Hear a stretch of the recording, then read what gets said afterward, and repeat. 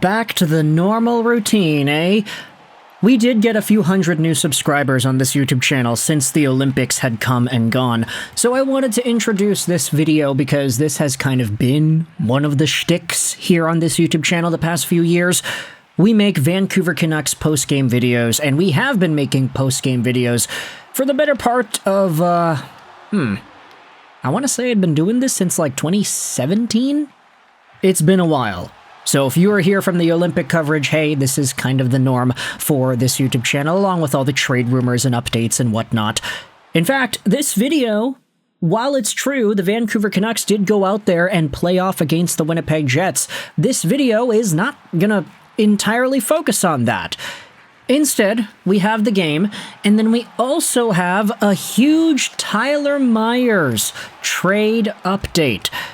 Because as the Vancouver Canucks ended up losing 3-2 in overtime to a Winnipeg Jets team that is still trying to get points, you had Tyler Myers, who did not end up playing in this game. He was held out of the lineup for roster management reasons. At least that's what the official Twitter post made by the Canucks ended up saying. Rick Dhaliwal later confirmed this further, saying, "I'm told Tyler Myers is sitting tonight against Winnipeg for trade reasons." Darren Dreger then responded saying that Rick Dhaliwal is correct. The Canucks have a trade option that they have asked Myers to consider. He has trade protection and is taking time to consider. I'm told it was presented 2 days ago. The veteran and his agent, J.P. Barry, continue to deliberate. So in the event that Tyler Myers does end up waiving his no-move clause, the Vancouver Canucks wanted to take their precautions with this guy. He participated in the warm-up, yes, that's true, but he did not end up playing in this hockey game. And Chris Johnston went out there and said this as well. The fact that Tyler Myers currently holds a full no-move, which converts to a 12-team no-trade list this summer, is important. There is an element of pressure lingering in the background as Myers weighs his options. And with that said, Myers suiting up in the warm-up, this moment does have a chance to be the last time we ever see Tyler Myers wearing a Vancouver Canucks sweater. And that kind of stings a little bit. Not because Myers is amazing, oh he's so good, he's Quinn Hughes level good, like no, that's not the case here. What Tyler Myers is a very solid, present leader in that locker room, a guy that I think a lot of Canucks fans have come to respect over the years, not necessarily because of his amazing defensive play. He definitely has not been that for a good chunk of his Canucks career, but because he's just a good pro.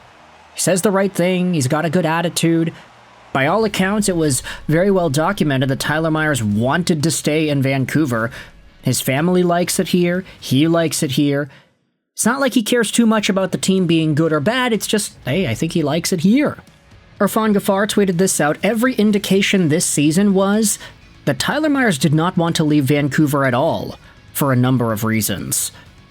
And even though it is true that he might have wanted to stay, the facts are, based off of all these insiders going out there and spreading their info, Tyler Myers' trade talk has picked up.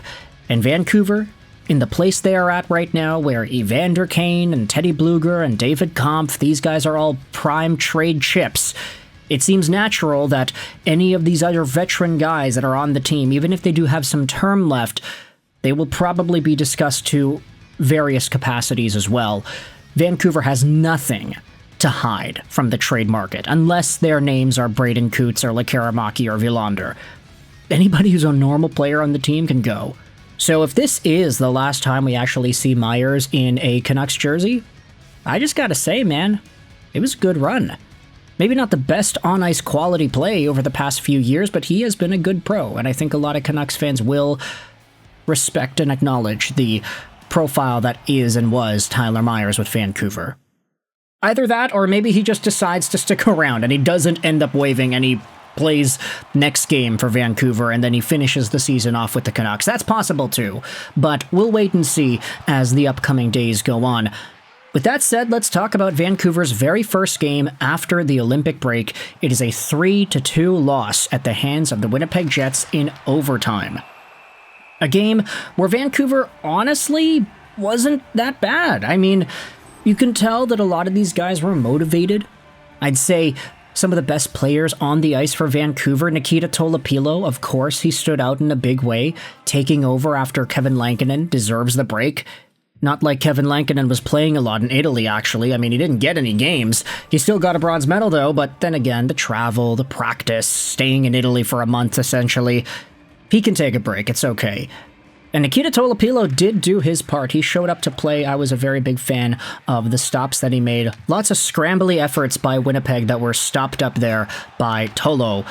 Connor Garland had that dog in him. He had some opportunities. He also had a very good clear. I'd say that Brock Besser actually looked fast for the first time in, 5 years, it seems. He played with a decent amount of pace here, and it had me wondering, okay, what the hell's going on with this guy?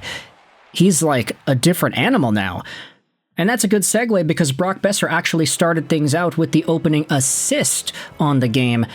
It's Drew O'Connor, just 2 minutes into the hockey contest, who beats Eric Comrie on a beautiful 5-hole shot. Brock gloves the clearing attempt by Winnipeg down at the blue line, then throws it back out to O'Connor in front, who comes in, he shoots, and he scores. 1-0 Vancouver just 2 minutes into the game, before Kyle Connor ends up tying things up 10 minutes later. It's Drew O'Connor and it's Kyle Connor. Yeah, that's pretty great, isn't it?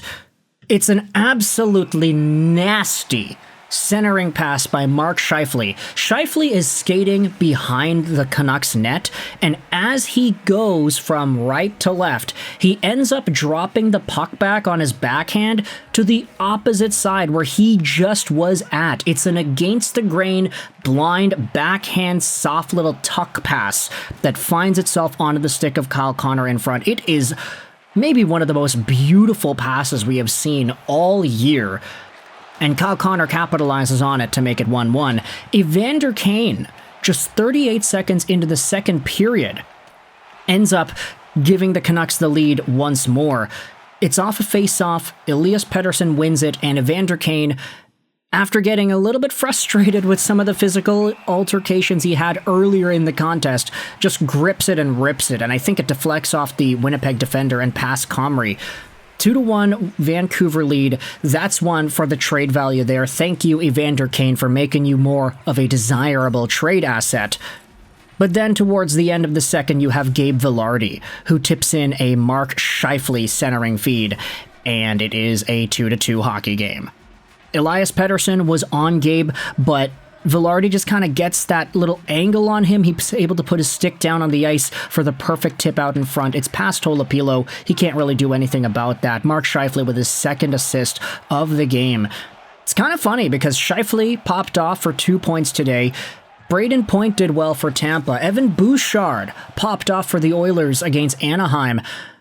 One of these guys was on the Canadian Olympic team, but then he got removed due to injury. The other two were not even considered and taken. It's almost like a statement is being made. How poetic is that?